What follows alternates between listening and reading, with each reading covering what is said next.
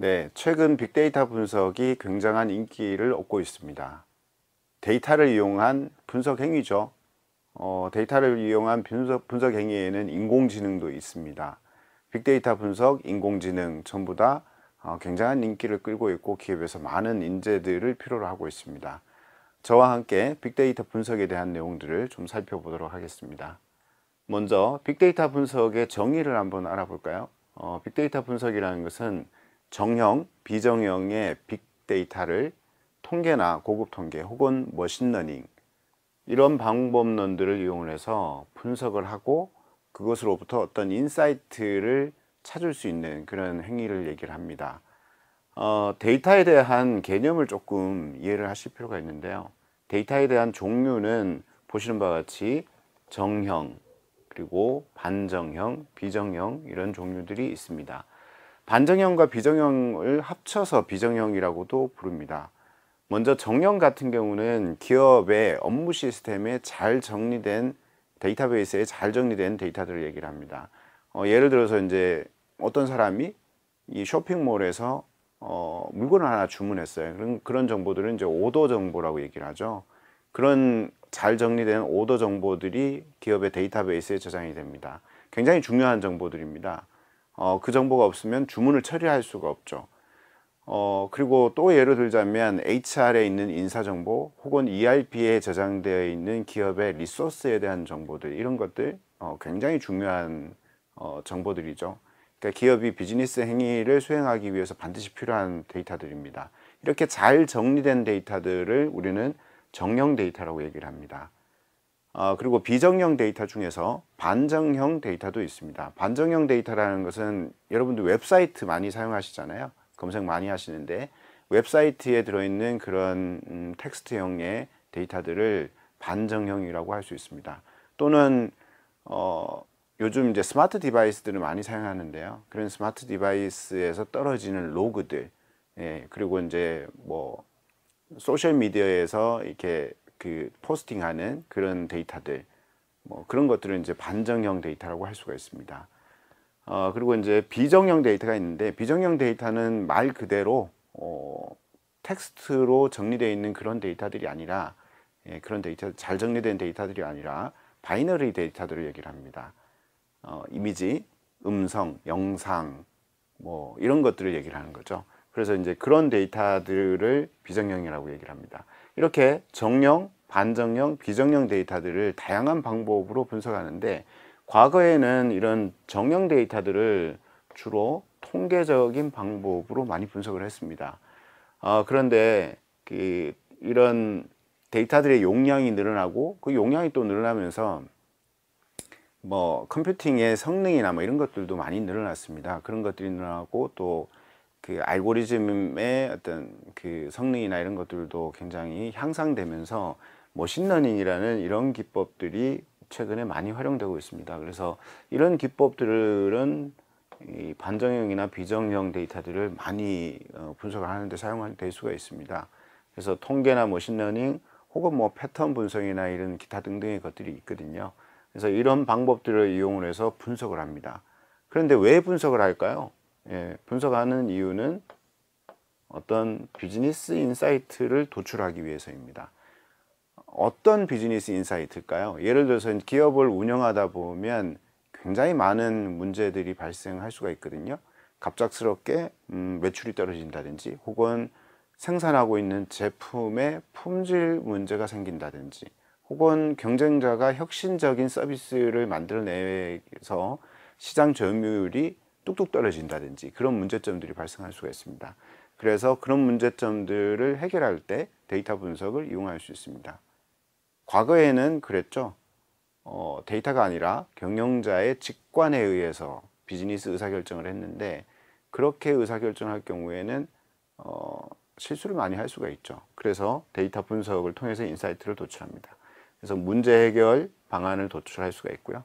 또한 앞서 말씀드렸지만 뭐 데이터 기반으로 어떤 정확한 의사결정을 하는데 도움을 받을 수가 있고요. 그리고 데이터들을 이렇게 막 분석을 하다 보면 굉장히 좀 혁신적인 서비스를 만들어낼 수가 있습니다. 예를 들자면 우리가 비정형 데이터를 모으고 그것을 분석하고 사용하는데, 그런 대표적인 사례가 자율주행 자동차, 이런 것들이 바로 그 대표적인 사례라고 할 수 있습니다. 그래서 자율주행 자동차는 매우 혁신적인 서비스잖아요, 그죠? 그래서 이제 그런 부분에 사용할 수가 있습니다.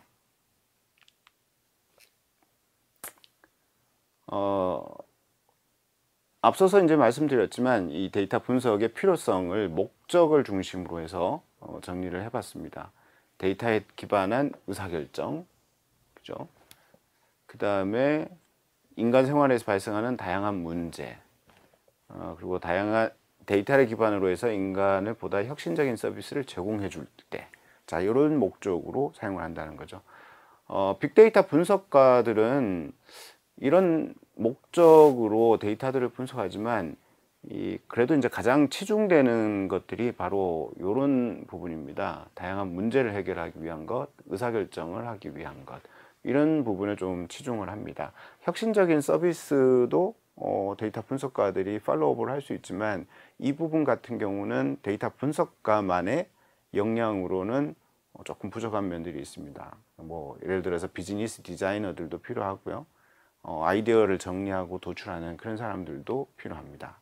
그래서 이 세 가지 정도 기억을 해주시면 좋겠습니다. 빅데이터 분석의 필요성 중에서 활용 사례입니다. 활용 사례를 효율화 관점과 서비스 관점으로 나눌 수 있습니다. 데이터를 분석한다는 것은 어떤 기업의 업무의 효율성과 그리고 혁신적인 서비스를 만들 수 있는 그런 측면에 좀 치중이 되거든요. 그래서 먼저 효율화 관점으로 봤을 때는 이 업무 프로세스를 효율화하는 측면, 이게 굉장히 강하거든요. 예를 들어서 이제 딥러닝 같은 이런 기술들, 이제 이 기술을 현재는 잘 모르셔도 괜찮아요. 뒤에 가면 배우게 됩니다. 이런 딥러닝 같은 경우는 실시간 업무 처리에 굉장히 많이 적용할 수가 있고요. 그 다음에 머신러닝 같은 경우는 문제의 원인을 탐색하고 뭔가를 예측하는 데 많이 사용이 됩니다. 이 대표적인 사례가 이런 것들이 있습니다. 이 제조 공정의 품질 검사인데요. 비전 검사라고 많이 부릅니다. 공정 라인에서 제품이 막 생산이 돼요. 뭐 예를 들어서 이제 모니터 이런 것들이 막 생산이 되는 거죠. 근데 이런 모니터들이 초단위로 막 나오거든요. 그래서 예전에는 사람들이 그걸 육안으로 보면서 품질 검사를 했어요. 근데 사람이 실수를 할 가능성이 많이 있죠. 그러다 보니까 이 초단위로 나오는 제품의 품질 검사를 제대로 못해서 불량이 많이 발생하는 거죠. 그래서 이 비전 검사를 도입합니다. 이 공정 라인에서 흘러나오는 제품을 사진으로 찍고 그 찍은 사진을 딥러닝을 위해서 이용을 해서 스크래치가 있는지 혹은 다른 뭐 찌그러짐이나 이런 게 있는지를 판별을 하는 겁니다. 그렇게 판별해서 이 품질 검사를 수행할 수가 있는 거죠. 비전 검사 이런 것들은 굉장히 좀 많이 사용되고 있습니다. 또 다른 사례가 품질의 어떤 원인 인자 분석, 이런 것들도 적용할 수가 있습니다. 예를 들어서 품질 불량이 발생하는데 이것이 왜 품질 불량이 발생하는지를 추적해야 되잖아요, 그죠? 그러면 이제 품질의 원인을 찾아 나가는 거죠.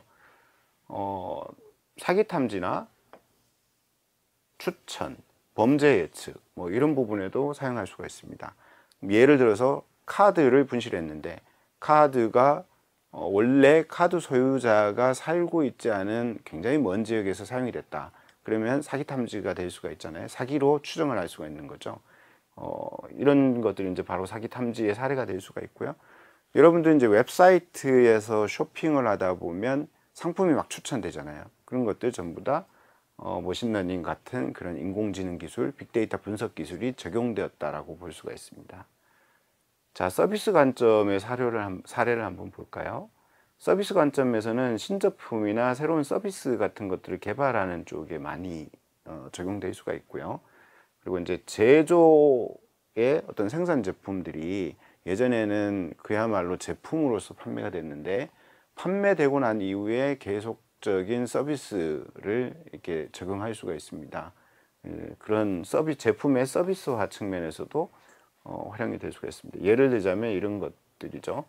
청소기나 뭐 제조나 재난 로봇들 이런 것들이 이제 그 자동화되어 있잖아요. 근데 과거에도 뭐 자동화되어 있는 것들이 많이 있었지만 상황을 인지하고 그 상황에 맞도록 행동하도록 할 수 있는 그야말로 이제 인공지능 서비스가 가능한 것이죠. 그리고 AI 가전, 스피커나 냉장고, TV 이런 것들도 서비스 관점에서 굉장히 혁신적인 그런 서비스라고 할 수가 있습니다. 그리고 여러분들 많이 알고 있는 이런 챗봇들, 아주 대표적인 사례라고 할 수 있습니다. 자, 이런 활용 사례들을 좀 보시면 빅데이터 분석 혹은 머신러닝, 딥러닝 이런 것들이 어디에 적용되는구나 라는 것을 감을 좀 잡으실 수 있을 것 같아요. 이해도를 조금 높으실 수가 있겠죠. 자, 다음은 빅데이터 분석 관련 직무입니다. 여러분들이 지금 준비하고 있는 시험은 빅데이터 분석가 시험이죠. 분석 기사가 되기 위한 시험이에요. 그래서 용어로만 보면 여기에 해당이 되는데요. 사실 이제 빅데이터 분석이라는 것이 빅데이터 분석 하나만 두고 생각하기가 조금 어려워요. 이 관련된 직무들이 있거든요. 관련된 직무들이 있습니다. 그래서 그런 관련된 직무를 포함해서 설명을 좀 하도록 하겠습니다. 자, 빅데이터 분석가라고 불리는 사람들은 주로 기업의 비즈니스와 그리고 기업에서 발생하는 어떤 비즈니스에서 발생하는 데이터들을 분석하는 일을 하는 사람들입니다. 비즈니스와 데이터 분석에 좀 치중된 일을 하는 것이죠. 예를 들어서 앞서 말씀드렸던 기업의 품질 검사, 품질 원인 인자 분석, 그죠? 혹은 고성과자의 퇴사율이 높아질 때 왜 퇴사율이 높아지는지 이런 부분에 대한 어떤 분석, 자, 그런 것들을 할 때 빅데이터 분석가가 많이 필요하고요. 그 다음에 이제 빅데이터 분석가와 비슷한 사람이 또 있습니다. 그게 우리는 인공지능 전문가 이렇게 부를 수가 있는데요. 이런 사람들은 주로 응용 AI를 구현하는 사람입니다. 예를 들자면 자율주행 자동차를 구현하는 사람들. 이런 사람들은 이제 응용 AI를 구현하는 인공지능 전문가라고 할 수 있습니다. 혹은 로봇 청소기 이런 것들을 만드는 사람들은 인공지능 전문가라고 얘기를 할 수가 있죠. 이런 인공지능 전문가들은 주로 기술 중에서 딥러닝이라는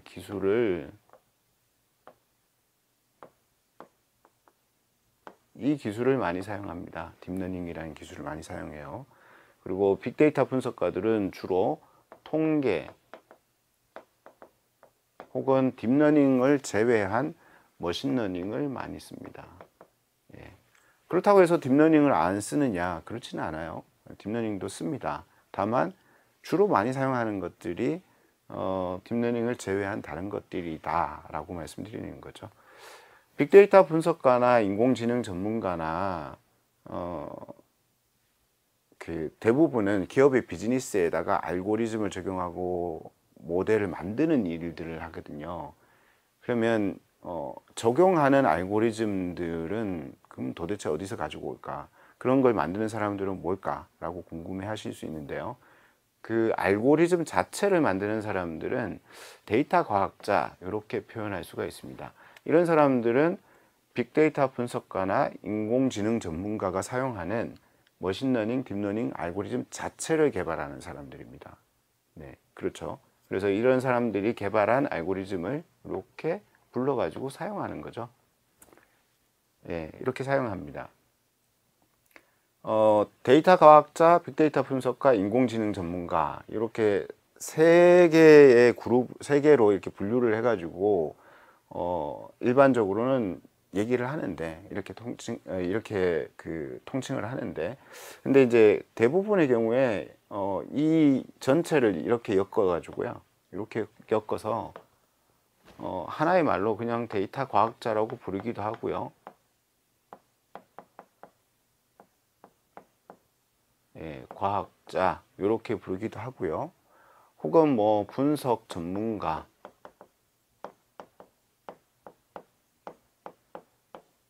예, 이렇게 부르기도 합니다. 네. 그리고 여기 있는 이 사람들이 뭔가 분석 행위를 하려면 데이터가 있어야 되잖아요. 그러면 그런 데이터들을 제공해 주는 사람들이 있어야 됩니다. 그런 데이터를 제공해 주는 사람을 우리는 데이터 엔지니어 이렇게 부를 수가 있습니다. 이런 데이터 엔지니어들은 정형, 반정형, 비정형의 데이터들을 분석하기 좋은 용도로 클렌징을 하거나 혹은 그런 형태로 잘 정제해서 만들거나 네, 이런 일들을 하는 사람들이고요. 매우 중요한 사람들이죠. 이 사람들이 데이터를 잘 만들어서 제공해 줘야지만 빅데이터 분석가나 인공지능 전문가가 잘 사용할 수가 있습니다. 자, 데이터 엔지니어들은 데이터를 처리하는 사람들이에요. 그죠? 처리하는 사람들. 그런데 데이터라는 것은 처리를 하려면 어딘가에 담겨 있어야 됩니다. 저장되어 있어야 된다는 얘기죠. 그러면 데이터 저장소가 있어야 되죠. 어떤 인프라 환경이라고 표현할 수가 있는데요. 그런 인프라 환경을 제공해 주는 사람을 우리는 데이터 플랫폼 전문가라고 얘기를 합니다. 이런 사람들은 주로 하드웨어와 소프트웨어의 구조를 설계하고 그것을 구현하는 사람들입니다. 쉽게 얘기하자면 데이터 플랫폼 전문가는 어떤 그릇을 만드는 사람이죠. 그릇을 만드는 사람이고요. 그 그릇에 담겨진 데이터를 만드는 사람들이 바로 데이터 엔지니어들입니다. 그릇에 담겨 있는 데이터들을 사용하는 사람들이 빅데이터 분석가와 인공지능 전문가라고 불려질 수가 있고요. 그리고 빅데이터 분석가와 인공지능 전문가에게 분석할 수 있는 알고리즘을 제공해 주는 사람들을 데이터 과학자라고 얘기할 수 있습니다. 자, 이렇게 빅데이터 분석 관련 직무는 이렇게 세 부류로 크게 나뉘어질 수가 있는데 빅데이터 분석가 시험에 가장 많이 나오는 파트는 뭐 눈치채셨겠지만 이 위에 있는 세 가지 파트입니다. 세 가지 파트가 가장 많이 점수가 출제가 되고요. 그 다음이 데이터 엔지니어, 그리고 그 다음이 빅데이터 플랫폼 전문가 영역입니다. 상중하라고 할 수가 있겠죠. 그래서 여러분들이 어떻게 공부를 해야 되는지 좀 감을 잡으셨으면 좋겠습니다. 빅데이터 분석가의 필요 역량입니다. 필요 역량. 이 필요 역량을 보고 내가 무엇을 공부를 해야 되는지 요거를 이해하실 수가 있겠죠. 첫 번째는 데이터에 대한 이해입니다. 이해고요. 두 번째는 통계 및 분석 방법에 대한 이해, 분석 도구에 대한 이해, 그리고 의사소통 능력입니다. 자, 이 필요 역량 같은 경우는 사실 좀 현업 위주의 필요 역량들이에요. 예를 들어서 분석가 시험을 빅데이터 뭐 분석 기사 시험을 봐. 그러면 자, 요 시험하고요. 요거하고 뭐 분석 도구도 요거는 이제 실기에서 조금 이해를 많이 하셔야 되겠죠. 요 정도. 그리고 데이터도 조금 이해를 하실 필요가 있죠. 요 정도를 이해를 하면 되는데요. 사실 의사소통 능력이라는 것을 빅데이터 분석 기사 시험에서 테스트할 방법이 없죠. 그죠? 자, 요런 정도를 이해를 하시면 되고요. 자, 먼저 데이터 이해 능력은 데이터 구조에 대한 이해, 그리고 처리 및 조회 능력, 뭐 이런 것들을 얘기를 하고요. DBMS나 데이터베이스 모델링, SQL 질의 능력 이런 것들에 해당이 됩니다. 우리가 빅데이터 분석 기사 시험에서는 데이터 이해 측면에서는 데이터 처리를 하잖아요. 데이터 엔지니어들이 데이터 처리를 하는데 데이터 엔지니어들이 데이터 처리를 하거나 혹은 분석가들이 데이터 클렌징을 하거나 뭐 이런 부분을 할 때 자, 이런 것들이 조금 필요합니다. 그러나 출제 비중으로 봐서는 그다지 높지 않습니다. 네. 그 다음이 통계 및 분석 방법인데요. 이 통계 및 분석 방법은 빅데이터 분석가의 핵심 역량이죠. 핵심 역량입니다. 일단 머신러닝이나 딥러닝 같은 것들을 하려면 기본적으로 통계에 대한 이해도가 필요합니다. 그래서 통계에 대한 이해도를 바탕으로 머신러닝과 딥러닝에 대한 어떤 실행 능력을 가지고 있어야 되고요. 그 다음에 실행 능력이라는 게 그래요. 이론적인 지식도 굉장히 필요하지만 실제로 그 모델링을 해보고 그걸 구현할 수 있는, 모델링을 실제로 수행할 수 있는 그런 능력들이 굉장히 중요합니다. 자, 이런 것들을 키우려면 결과적으로 많이 분석을 해봐야 되겠죠. 네. 그래서 통계 및 분석 방법이 매우 중요하다고 이해를 하시면 좋고요. 빅데이터 분석 기사에서는 문제가 가장 많이 나오는 영역이죠. 다음은 분석 도구에 대한 이해와 의사소통 능력입니다. 분석 도구에 대한 이해는 우리가 현업에서 빅데이터 분석을 할 때 다양한 도구들을 사용합니다. 예를 들어서 EDA라고 불리는 탐색적 데이터 분석을 하기 위해서는 시각화 도구라는 것을 사용을 합니다. 그리고 머신러닝 모델링을 하기 위해서는 R이나 파이썬과 같은 이런 데이터 분석 도구를 활용을 합니다. R 같은 경우는 주로 통계에서 시작한 그런 툴이고요. 파이썬 같은 경우는 일반적인 프로그래밍 언어라고 보실 수가 있습니다. 네, 그러나 일반적인 프로그래밍에도 강점이 있지만 데이터 분석에도 매우 강점이 있어서 파이썬을 굉장히 많이 사용을 합니다. 우리가 빅데이터 분석 기사 실기 시험에서 R과 파이썬으로 시험을 보잖아요. 그죠? 그래서 둘 중에 하나는 반드시 익히셔야지만 이 빅데이터 분석 기사 시험을 통과를 하실 수가 있겠죠. 자, 다음은 의사소통 능력인데요. 이 의사소통 능력은 자, 이렇게 좀 정리를 할 수 있을 것 같아요. 비즈니스 문제 정의 능력이다. 그리고 비즈니스 커뮤니케이션 능력이다 라고 할 수가 있고요. 또 그 다음에 결과를 전달하기 위한 능력, 뭐 이렇게 좀 말씀을 드릴 수 있을 것 같아요. 비즈니스 문제 정의 능력이라는 것은 빅데이터 분석 기획에 해당되는 거죠. 기획에 해당되고요.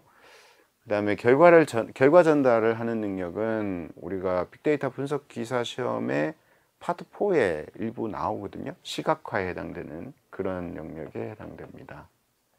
그죠? 그 외에 뭐 비즈니스 커뮤니케이션이나 이런 것들은 실제 현업에서는 매우 중요하고요. 매우 중요하고 다만 이제 기사 시험에서는 저런 것들을 측정할 방법이 없기 때문에 이런 게 있구나라는 정도만 알고 넘어가시면 좋을 것 같습니다.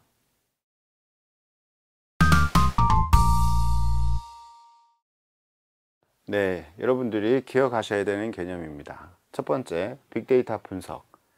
정형, 비정형 빅데이터를 통계 및 고급 통계, 머신러닝 등을 활용해서 분석하는 행위를 말합니다. 여기서 기억하셔야 될 것은 정형, 비정형 데이터라는 것이고요. 정형 데이터는 기업의 업무 시스템에 저장되어 있는 데이터를 얘기를 하고요. 비정형 데이터는 반정형 혹은 비정형을 포함하는 개념입니다. 텍스트나 바이너리 데이터, 이미지, 음성, 영상 이런 것들이죠. 그런 것들을 포함한다는 걸 기억하셔야 되고요. 그 다음에 통계나 고급 통계, 머신러닝 등을 이용한다는 걸 기억하셔야 됩니다. 머신러닝만 생각하시는 분들이 많은데요. 그 외에 다양한 기법들을 같이 활용한다는 거 기억해 주십시오. 자, 두 번째, 빅데이터 직무입니다. 빅데이터 분석가라고 해서 빅데이터 분석가의 일만 이해를 하시면 좀 곤란합니다. 훌륭한 빅데이터 분석가가 되기 위해서는 빅데이터 분석과와 관련 있는 다른 직무들도 이해를 하셔야 되는데요.